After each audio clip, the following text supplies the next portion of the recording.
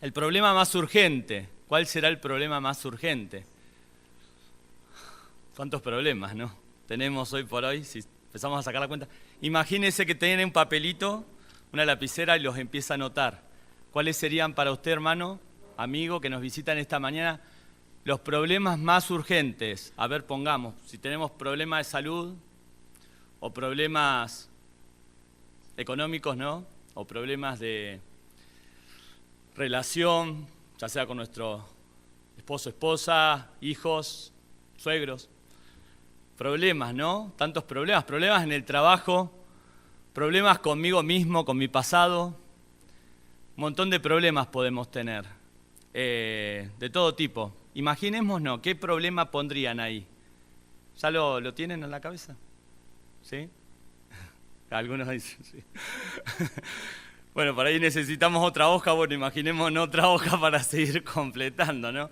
Bueno, a veces hay tiempos que por ahí vamos bien y no tenemos ningún problema, pero a veces como que se juntan, o a veces es un problema que venimos hace muchos años llevando y decimos, bueno, este problema por lo visto no tiene solución.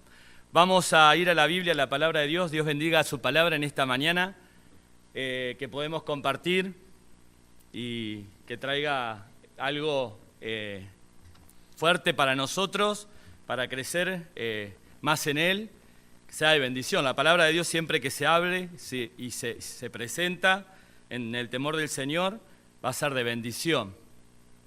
Y vamos a ir a un pasaje que es Marcos capítulo 2, un conocido relato de la Biblia. Marcos 2, y lo voy a leer. Entró Jesús otra vez en Capernaum después de algunos días y se oyó que estaba en casa. Inmediatamente se juntaron muchos, de manera que ya no cabían ni aún en la puerta, y les predicaba la palabra. Entonces vinieron a él unos trayendo un paralítico que era cargado por 4. El versículo 4 dice, y como no podían acercarse a él a causa de la multitud, descubrieron el techo donde estaba y haciendo una abertura, bajaron el lecho en el que yacía el paralítico. Al ver Jesús la fe de ellos, dijo al paralítico, hijo, tus pecados te son perdonados. Estaban allí sentados algunos de los escribas, los cuales cavilaban en sus corazones. ¿Por qué habla este así? Blasfemias dice. ¿Quién puede perdonar pecados sino solo Dios? Y conociendo luego Jesús en su espíritu que cavilaban de esta manera dentro de sí mismos, les dijo, ¿por qué caviláis así en vuestros corazones?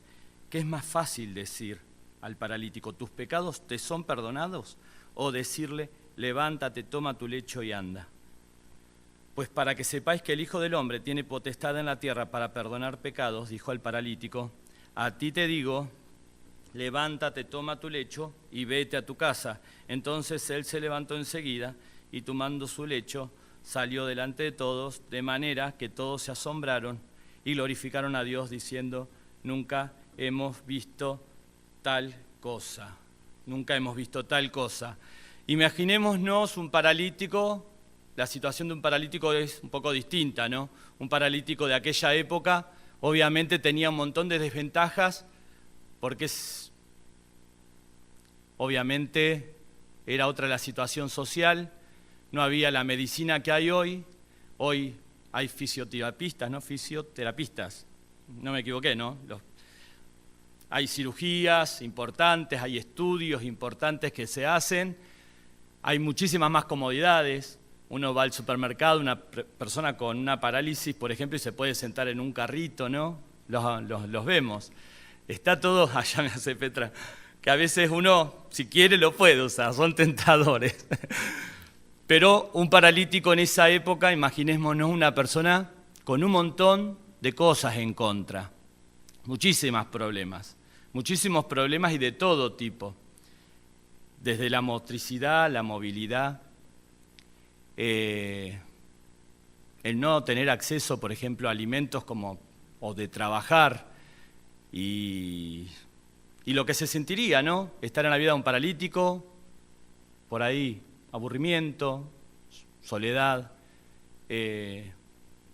Muchas cosas no le pasarían en la cabeza a esta persona, y si le preguntaríamos a este paralítico, ¿cuál es tu problema más grande?, ¿qué nos respondería? La parálisis. Mi problema es la salud, y puntualmente es la parálisis, ¿no? El no poder moverme, el no poder caminar, no poder desplazarme y no poder hacer una vida como todos. Y ahora imagínense el paralítico, si vamos un poquito a los pasajes anteriores, vamos a hacer un poquito a los pasajes anteriores, que es el capítulo 1, por ejemplo, el versículo 29 de Marcos, 1:29 dice, al salir de la sinagoga vinieron a casa de Simón y Andrés con Jacobo y Juan, y la suegra de Simón estaba acostada con fiebre, y enseguida le hablaron de ella a Jesús. Entonces él se acercó, la tomó de la mano, la levantó inmediatamente, dejó la fiebre, y esta mujer, la suegra de Pedro, servía a Jesús. Jesús hace un milagro, ve a la suegra de Pedro, del apóstol, del discípulo, que estaba muy enferma, no se sabe por qué. Lucas, que era médico, en el otro evangelio dice que era porque, no dice por qué, pero dice que su fiebre era muy alta, ¿no? Pero Jesús, con misericordia, ¿no?, se acerca a ella, la toma, la levanta, inmediatamente la fiebre se va y es sanada, ¿no? Después, en el versículo 32 del capítulo 1, llega la noche, Jesús acá comienza su ministerio también, al poco tiempo de su ministerio, trajeron todos los que tenían enfermedades, las personas que estaban endemoniadas, dice el 32, y se agolpeó mucha gente en la puerta, y muchos estaban enfermos de diversas enfermedades, y bueno, sigue sanando personas, sigue haciendo este ministerio de sanidad.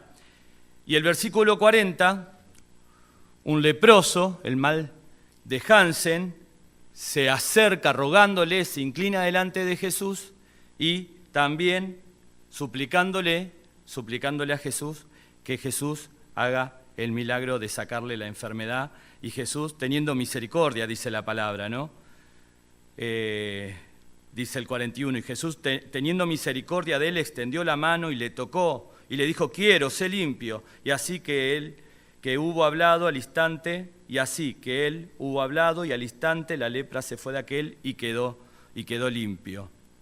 Los religiosos de la época, los escribas, los rabinos, nunca iban a tocar a una persona leprosa de esa enfermedad, menos que menos, porque era impura, y no se acercaban. Jesús, sin embargo, se acerca con misericordia, toca a este enfermo y lo sana. Imaginémonos ahora el personaje en que nos vamos a enfocar, que es el paralítico, en el capítulo 2. Imaginémonos a este paralítico recibiendo todas estas noticias, ¿no? Una persona que durante no se sabe cuántos años estaba paralítico completamente, con un problema gigante en su vida, recibiendo la noticia de que se había sanado la suegra de Pedro, de que muchos endemoniados eran sanos, que llevaban gente a Jesús y Jesús los sanaba, que un leproso es sano. Por fin, una luz en su túnel oscuro de su vida, ve allá a lo lejos una esperanza, algo que puede decir, por fin hay algo para salir de esta parálisis, de esta enfermedad. Y tiene 4 amigos, anónimos, 4 amigos que se acercan a él, a este paralítico, y cuenta con este grupo de amigos, en este lazo de intimidad, y estos amigos deciden, ¿no?, llevarlo hasta Jesús, y ponerlo frente a Jesús. Y ponen un plan en marcha, y dice Marcos que se encuentran con un gran problema, porque el paralítico estaba afuera, pero Jesús estaba hablando en una casa, y en esa casa la noticia había corrido tanto de que Jesús sanaba, que muchos iban a escuchar a Jesús y a ver qué pasaba. Entonces agarran al paralítico, pero no pueden entrar. Es una multitud, es una muralla de personas. Así que era imposible entrar entre tanta gente. Y mucho menos porque tenían la camilla. Pero estos hombres, estos 4 amigos persistentes, ¿no? Toman una decisión. Y bueno, se sientan, piensan, calculan y dicen, no se puede entrar por acá, vamos a hacer otra. Y deciden entrarlo desde arriba, ¿no? Una historia muy conocida. Entonces ellos dicen, bueno, vamos a entrarlo desde arriba. Las casas en Palestina eran casas más o menos como las nuestras, un poco con otros recursos, obviamente, otros materiales, pero eran de paredes, techos, y estas casas tenían una escalera, la mayoría de las casas, y los techos se comunicaban, y las casas estaban construidas de una forma muy sencilla, pero eran casas al fin. Y tenían, en vez de tirantes de pino a veces que tenemos nosotros, eran palos, ¿no? Palos fuertes, y usaban la arcilla, usaban la paja, y usaban tipo tejado, dice también otro evangelio que tenía. O sea, era un techo, y muchas veces hasta se usaba para refrescarse en esas tierras. Y ahí ellos decidieron subir al paralítico. Ahora, usted se imagina esta escena, ¿no? El Señor predicando la palabra, enseñando, con un montón de gente alrededor, un hacinamiento de personas, todo el mundo escuchando, todo el mundo atento a lo que decía el Señor, y de golpe y porrazo se empieza a escuchar ruido arriba, en el techo, y empiezan a desprenderse un montón de cosas, elementos del techo, arcilla, todo lo que es la tierra, ¿no? Porque los techos juntan tierra. ¡Qué sorpresa!, ¿no? Para todos. Y de golpe y porrazo luz, que entra, ¿no?, del techo, y 4 caras. 4 caras sorprendidas que miran hacia abajo a este paralítico, hacia abajo a Jesús. Y la primera enseñanza que vamos a sacar es acerca de estos 4 amigos, ¿no?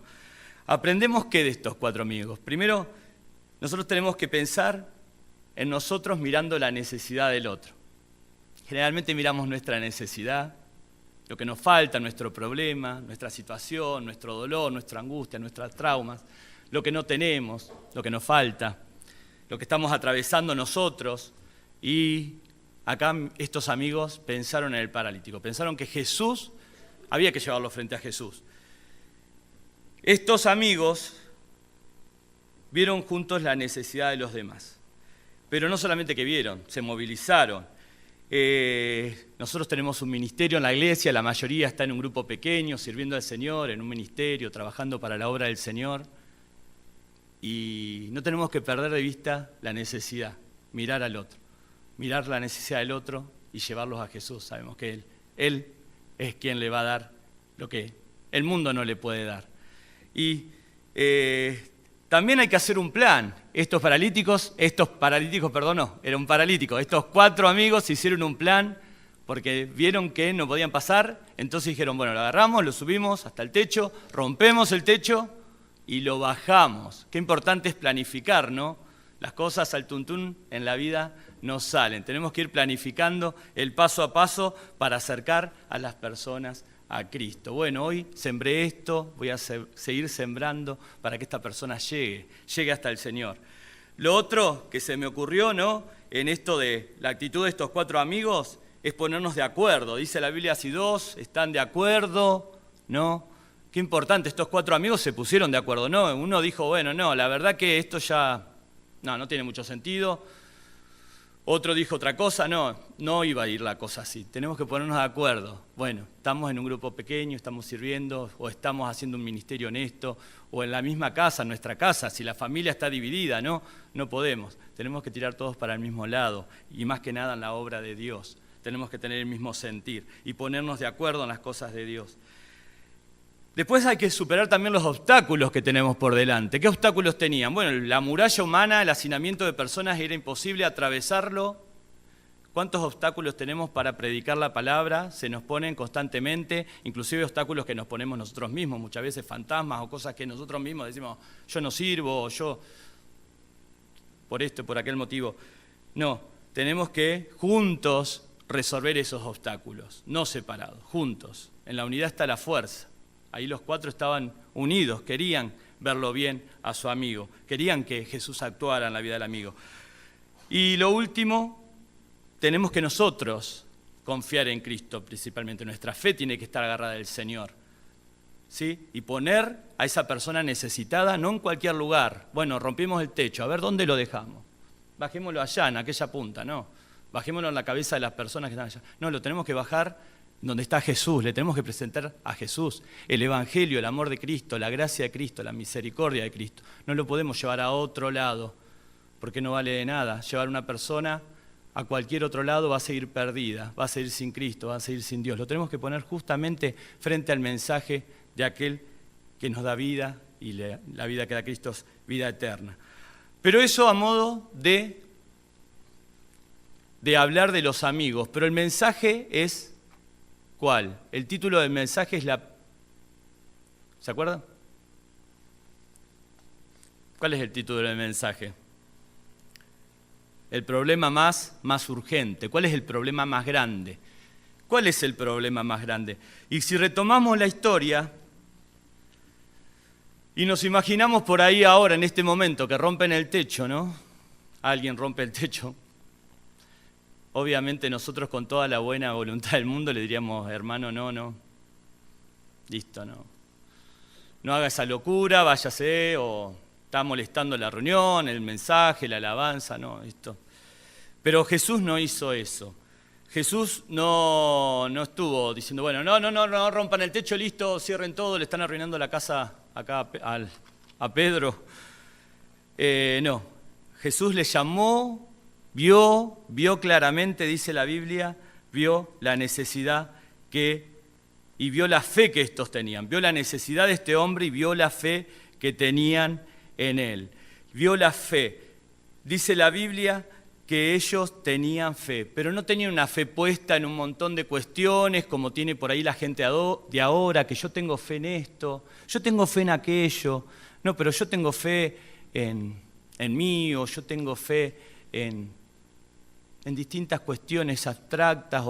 No, la fe de estas personas estaba enfocada en Señor, en Cristo Jesús. Jesús vio la fe de estos 4 amigos.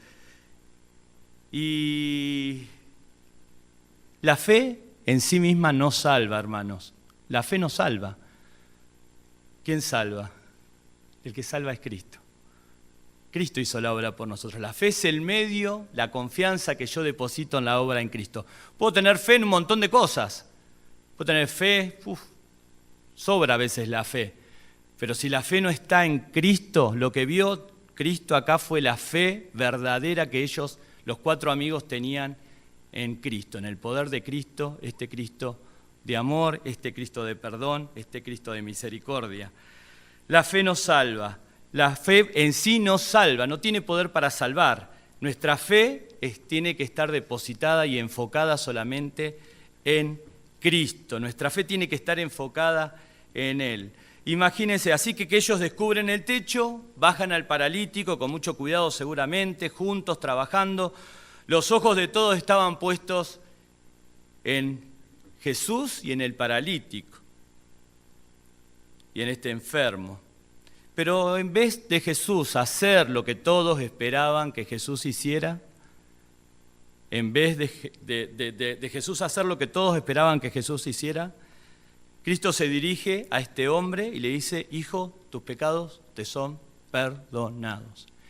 Hijo, tus pecados te son perdonados. Y hay un texto en un evangelio sinóptico, en otro evangelio, que dice, ten ánimo, hijo, tus pecados te son perdonados. Anímate, gózate, porque todos tus pecados te son perdonados. No había recibido lo que él estaba esperando. Había recibido otra cosa. ¿Cuál era el problema más urgente en este hombre? ¿La parálisis o la situación de pecado de su corazón, de su vida? Para todos en la casa, obviamente, el problema de este hombre era la parálisis. Todos veían con los ojos, hoy vemos todos, y para nosotros también, una persona paralítica, su problema más grande es la parálisis. No es otra cosa. Pero Jesús le dice, no. Jesús sabía cuál era el problema más urgente de este hombre. Y por ahí nosotros hicimos la lista hoy. Mi amigo querido, viniste a este lugar, hiciste una lista de problemas, pero hay un problema que es el más urgente y que no podés seguir en tu vida con ese problema que es muy urgente, es muy urgente, es muy urgente. Hijo, tus pecados te son perdonados. Y aclaro que cuando hablamos de pecado no es simplemente robar, matar, no es simplemente estafar, engañar, adulterar, no es simplemente envidiar. Todos esos son pecados, son graves a los ojos de Dios, pero todos esos pecados surgen de un pecado que es mucho más grande. Y dice la Biblia que el pecado, todos esos formatos de pecado, vienen de un pecado que está en el corazón, que es la rebeldía del hombre que tiene hacia Dios.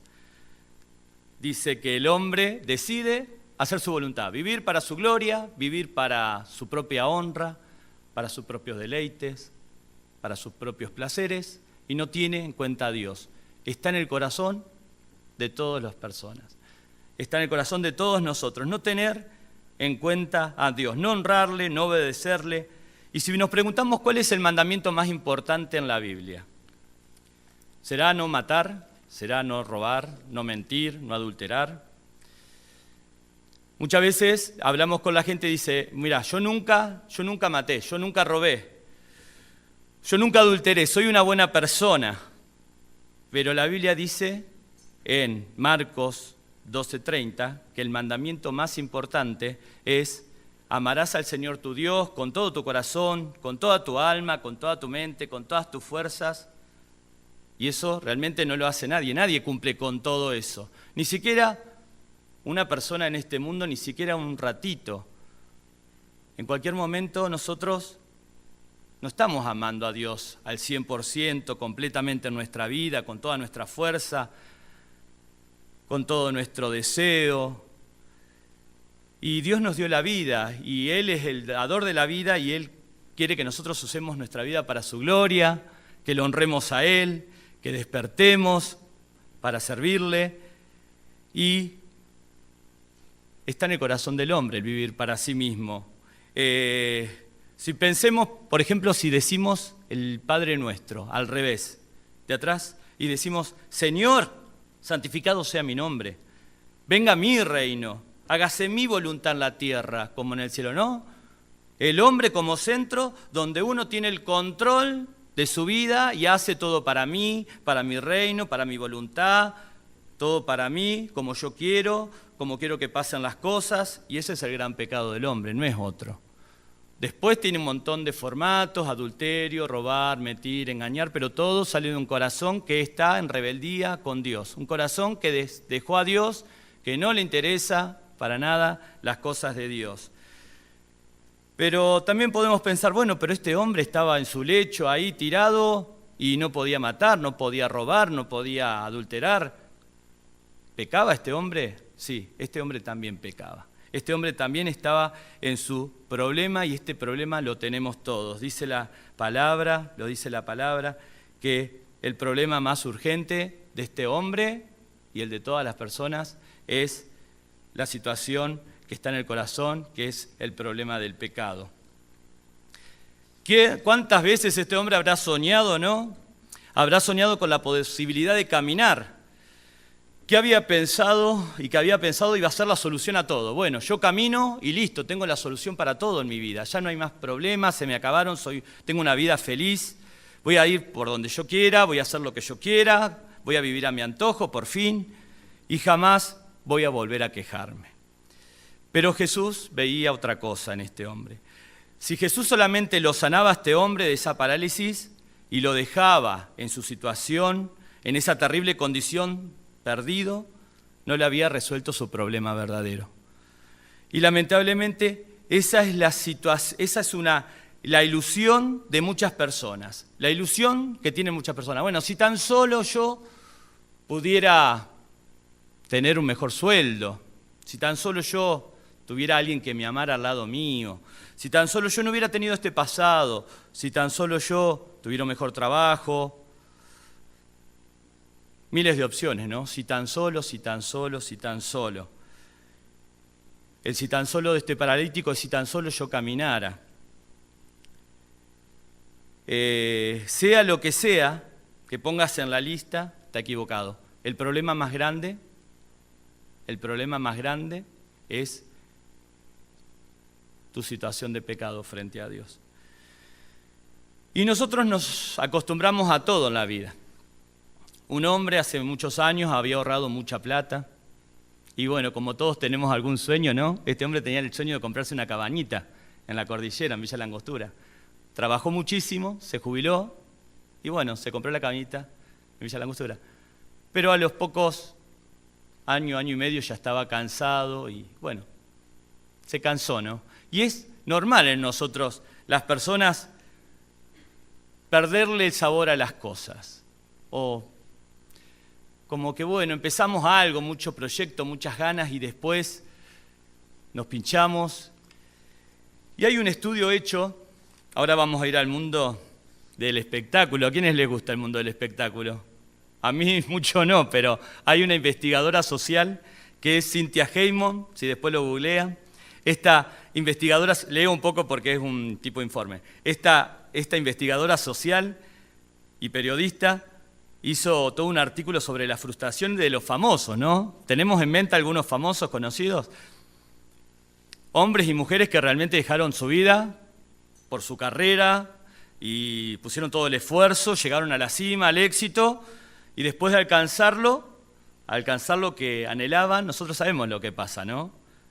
Se vuelven, dice que se convierten, esta investigadora dijo en este artículo que sacó en un diario, en las personas más insoportables que existen.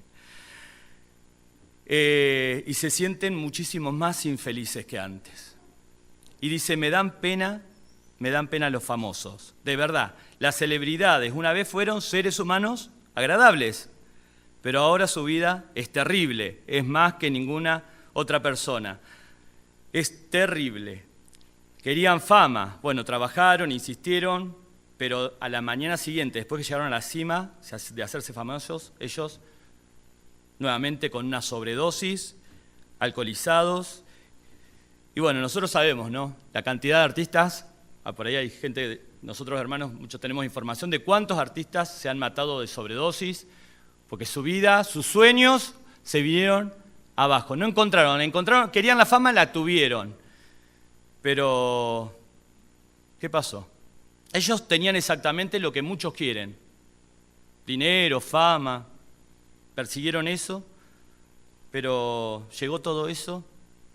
Dice este artículo, a la mañana siguiente, al hacerse famosos querían tomar otra sobredosis y aquello por lo que habían luchado, esa fama, que iba a ser de ellos que, bueno, fuesen algo, no me entiendo la letra, una vida hermosa, ¿no? Una vida maravillosa, que le iba a proporcionar satisfacción personal y felicidad, había llegado y nada había cambiado. Y dice acá, termina diciendo, seguían siendo los mismos, la decepción los había llevado a ser violentos, insufribles, irritables y tremendamente egocéntricos. Y el artículo dice algo sorprendente. Bueno, sigue el artículo, ¿no? Pero qué tremendo, ¿no?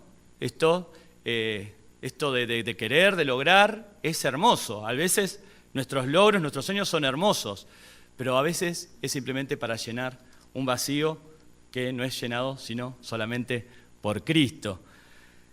Y eso no fue lo que hizo el Señor con el paralítico. Él no le dio al paralítico lo que quería, Él le dio lo que necesitaba. Le dio Jesús lo que necesitaba. No era solo la sanidad de su cuerpo, era la sanidad de su alma. El alma del hombre, el corazón del hombre está enfermo.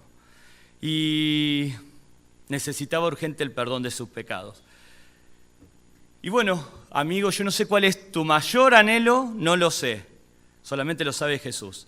Pero te puedo decir que mucha gente va a Jesús, pero va a Jesús no por Jesús en sí. Va a Jesús porque quiere obtener algo de Jesús. En realidad no va a Jesús. Va a Jesús porque quiero esto de Jesús. Porque en realidad quiero que Él, sí, Dios arregla situaciones, arregla problemas, Dios es un Dios maravilloso. Pero no va a Jesús por lo que es Jesús, realmente, sinceramente, sino que va Jesús y lo ve a Jesús como simplemente un genio de la lámpara, que hay que frotarlo y sale y le pido, y ese es mi Jesús. Y el problema más urgente no se solucionó con Dios, en realidad. Ese es el problema del hombre de hoy, que quiere un Dios como un genio que lo froto, sale y le digo esto, dame, porque tengo este problema, me los arreglas. Pero, ¿y el problema más urgente del hombre cuál es? Tus pecados te son perdonados, le dijo. Puso un orden, una prioridad.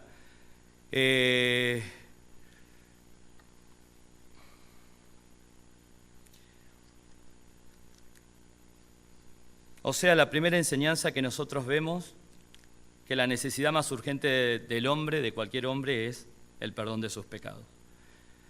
Y lo segundo que aprendemos en esta historia, en este pasaje, es que la mayor necesidad del hombre, la más urgente, solo la puede suplir Dios mismo. Dios puede suplir esa necesidad en el hombre, ese perdón que necesita toda persona, solamente Cristo la da.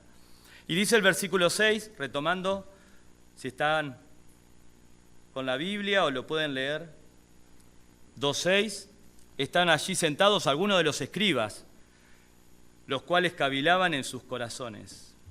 Estaban allí unas personas que eran doctores, eran profesionales de la ley, se las sabían todas, de la ley del pueblo judío y un conocimiento bárbaro. Y ahí le estaban sacando una radiografía a Jesús. ¿Qué está haciendo? ¿Qué está diciendo? ¿Por qué habla este? Así está hablando. Dice, está hablando blasfemia, pero esto lo estaban cavilando, o sea, no hablaban de la boca para afuera, lo estaban, es decir, en un diálogo interno. No, todos ellos estaban diciendo, está diciendo blasfemias Jesús. Estaban cavilando. Dice, ¿quién puede perdonar pecados si no solo Dios? Todos nosotros tenemos un diálogo interno, todos.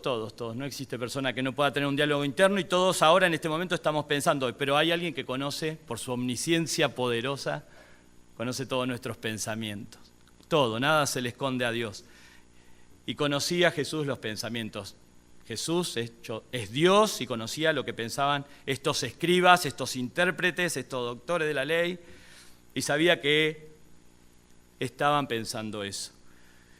Y dice, pero es interesante porque lo que dicen tiene una parte correcta y una parte que no es correcta de este versículo. ¿Qué era lo que estas personas estaban pensando? En primer lugar, la primera premisa es, Jesús declara tener poder para perdonar pecados. La primera premisa que sacan estos escribas, ¿no? Jesús tiene poder para perdonar pecados. ¿Tiene poder Jesús para perdonar pecados? Sí, tiene todo el poder para perdonar pecados. Jesús tiene todo el poder para perdonar todos los pecados. Él tiene toda la autoridad. Era cierto lo que estaban diciendo estos escribas. No era ninguna mentira. Nos estaban equivocando. La segunda premisa en ese diálogo interno de estos líderes, podemos sacar, dice, solo Dios puede perdonar pecados. Bueno, otra verdad también, solo Dios puede perdonar pecados. Es totalmente cierto, en Isaías 43:25 lo dice. Cuando David pecó, en el Salmo 51, que hace esa oración de dolor, de tristeza, ¿no?, de arrepentimiento, dice, en el Salmo 51:4, porque había pecado con Betsabé, ¿se acuerdan la historia? Y después manda a matar al esposo de Betsabé. Bueno, pecado tras pecado. Le dice, contra ti solo he pecado y he hecho lo malo delante de tus ojos. En esta confesión, este arrepentimiento, contra ti solo he pecado. El pecado no era ni contra Betsabé ni contra Urías. Sí, le había hecho un daño, pero el pecado era contra Dios. Y en el Salmo 103 dice, Él es quien perdona tus iniquidades. Dios es el que perdona pecado. Estos escribas estaban en lo cierto. Dios tiene todo el poder para perdonar pecados. O sea, hay una conclusión. A la mente de los escribas sacan una conclusión. Estos hombres muy hábiles, ¿no?, muy entendedores, dicen, Jesús está actuando como si fuera Dios. Jesús está actuando como si fuera Dios, está perdonando pecados, está con la autoridad de perdonar pecados. Entonces es un blasfemo, porque no le creían a Jesús. No creían que Jesús era Dios. Ellos estaban enceguecidos, estaban en su maldad y exactamente Jesús le dice al paralítico, tus pecados te son perdonados. Y lo había perdonado de todos sus pecados de toda su vida. Jesús cuando perdona, perdona todos los pecados. No quedan algunos pecados no perdonados en la vida de aquel que nace de nuevo y que cree en Cristo. Si le hemos pedido perdón a nuestro Señor, dice que somos nueva criatura. Las cosas viejas, los pecados viejos quedaron atrás. Somos nueva criatura. Dice la Biblia que el acta de decretos, nuestro archivo que había en contra de nosotros en el cielo, de la lista gigante de pecados y de cosas que nos juegan en contra, que nos ponen en contra de Dios, fue anulado. Todo ese legajo o archivo fue borrado, ya no está más.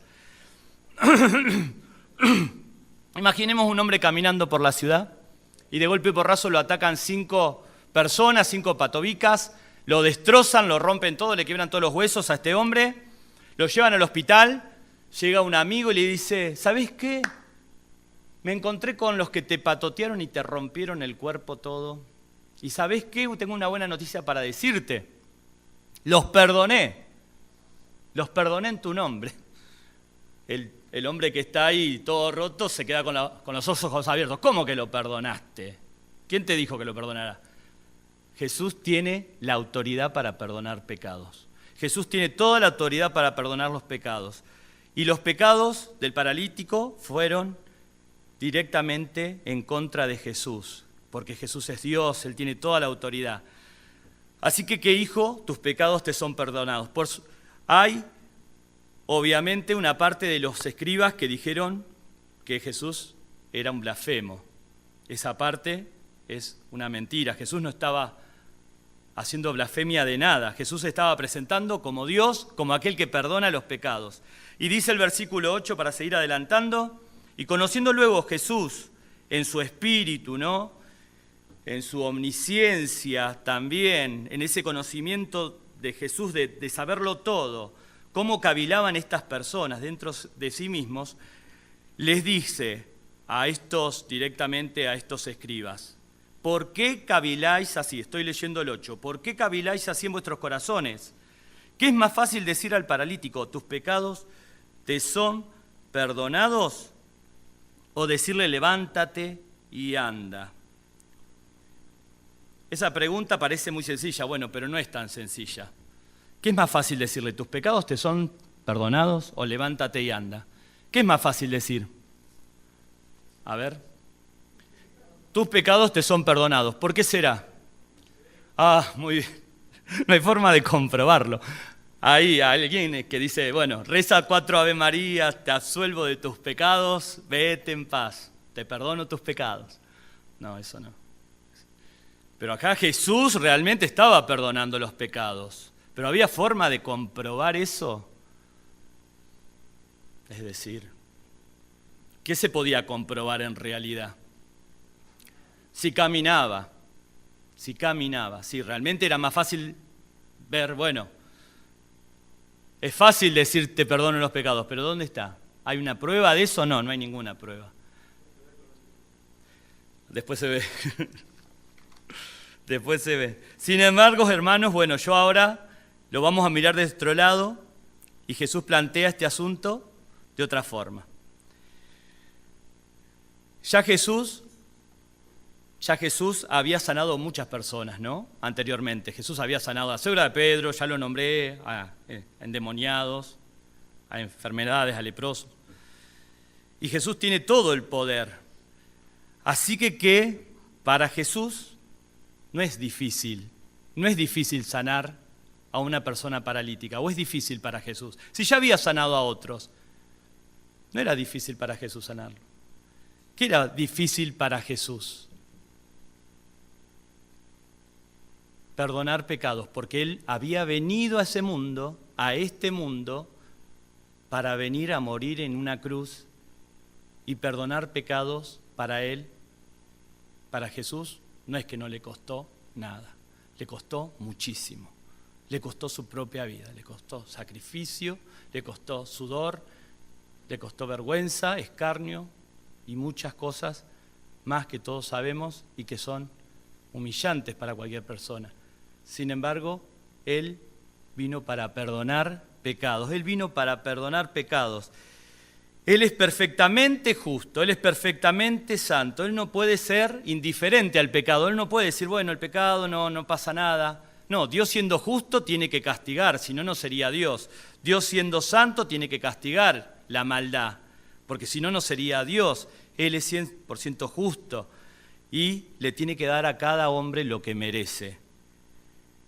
Por eso en Marcos 8, más adelante, cuando Jesús está en Capernaum, está nuevamente en una ciudad, le preguntan los discípulos, ¿quién dicen que soy yo? Y Pedro dice, tú eres el Cristo, el Hijo de Dios. Y después dice en Marcos 8:31, y comenzó a enseñarle que el Cristo tenía que padecer, que era necesario, que tenía que padecer, que tenía que sufrir y que tenía que ser desechado por los escribas, por los fariseos, por toda la parte religiosa de Israel. Pero que solamente en la obra de Cristo teníamos el perdón de nuestros pecados. ¿Para qué? Para ser absueltos, para no tener culpa, para no tener ya un archivo, un prontuario en contra de nosotros. La justicia de Dios tiene que ser satisfecha. La justicia de Dios tiene que ser satisfecha porque todos, dice la Biblia, que hemos pecado contra Él. Todos tenemos una deuda infinita contra Dios. Y alguien de un valor infinito como Cristo Jesús tenía que venir a este mundo, morir en nuestro lugar, sustituirnos, ocupar nuestro lugar para que Dios pudiera perdonarnos sin pasar por alto su justicia. Dios hizo justicia por nosotros. ¿Y cómo la hizo? A través de Cristo. Cristo ocupó el lugar que vos y yo necesitamos. Necesitábamos estar nosotros ahí, pero Cristo ocupó nuestro lugar. Dios se hizo hombre para vivir la vida de perfecta obediencia que yo no podía vivir. Dios hizo hombre para vivir la vida de perfecta obediencia que yo no podía vivir. Y luego morir en la cruz del Calvario la muerte que yo merecía morir. Eso es el Evangelio. Ese es el mensaje del Evangelio. Así que no era tan simple decirle a este hombre, tus pecados te son perdonados. No es algo tan liviano, tan rápido, tus pecados te son perdonados. Cristo tenía ese propósito de ir a la cruz y dice, 2 Corintios 5:21, el que no conoció pecado, por nosotros se hizo pecado, para que nosotros fuésemos hechos justicia de Dios en él. Por nosotros Cristo se hizo pecado, por nosotros Cristo se hizo pecado. O sea, en Cristo están nuestros pecados, aquellos que hemos un día decidido creer en Él. Podemos tener un montón de problemas. Al principio arrancamos diciendo, ¿cuáles son los problemas que tenemos? Bueno, tenemos muchos problemas.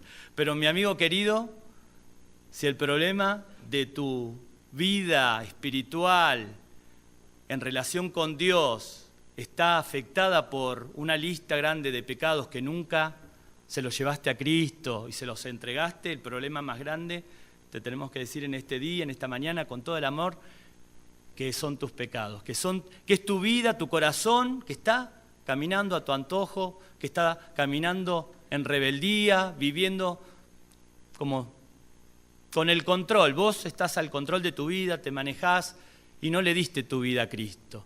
No le diste todavía tu vida a Cristo. Por ahí creés, porque venís a la iglesia, que me interesa, me gusta, gente buena, dicen cosas lindas, pero todavía tus pecados no son perdonados.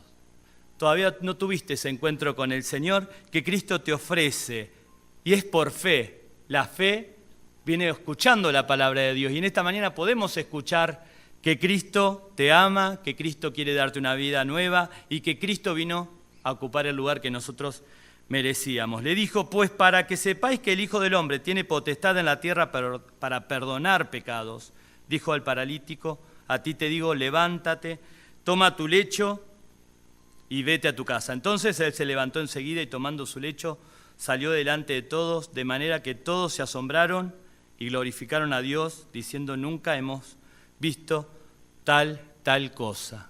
Después Dios, Jesús, le dio la sanidad a este hombre, pero se fue contento, con una nueva vida en Cristo y también la sanidad física.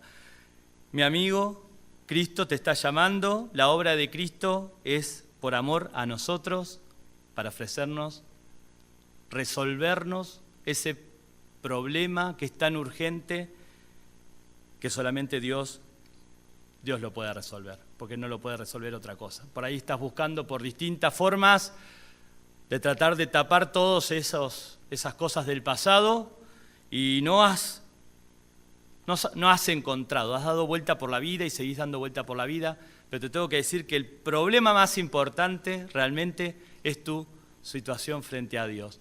Que si vivís en rebeldía, que si vivís lejos de Dios, Dios te está llamando, Dios te está buscando, Él es un Dios de amor, es un Dios de gracia. La misericordia de Dios es infinita, infinita, no tiene fin. En esa cruz Cristo llevó todo nuestro pecado, no hay pecado que no haya llevado. Entonces no podemos decir, Dios no me va a perdonar esto, Cristo no me va a perdonar esto. No, Él perdona todo, Él vino por amor a nosotros para darnos una vida nueva y resolver el problema más urgente, más grande que tenemos. Los invito a que inclinemos nuestro rostro en oración. El Hijo del Hombre tiene potestad para perdonar pecado. Ninguna persona tiene potestad ni autoridad para perdonar pecado, solamente Él. Así que en esta mañana podés ir a Él. Podés ir a Él y decirle, Dios mío, Jesús mío, yo también reconozco mis pecados, yo también reconozco mi situación, todos mis pecados que he cometido, he vivido mi vida dándote la espalda a mi antojo, y ahora me doy cuenta que tu amor es infinito, que en esa cruz llevaste mis pecados, todos esos pecados que me han atormentado, me han hecho daño, y también, Señor, quiero abrir mi corazón porque sé que tú me amas, y recibir de ese amor infinito, de esa gracia, de ese perdón infinito. Quiero sentirme feliz porque mi problema más grande, más urgente, Señor, tú te puedes ocupar de eso. Gracias, Señor. Decile con tu corazón, con tu mente, como sientas, decile al Señor, creo en ti, Señor, ven a mi vida, perdóname.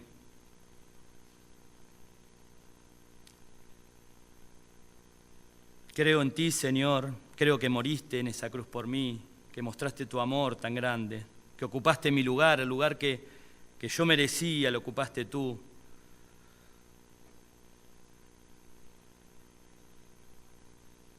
El Señor es aquel que da vida nueva.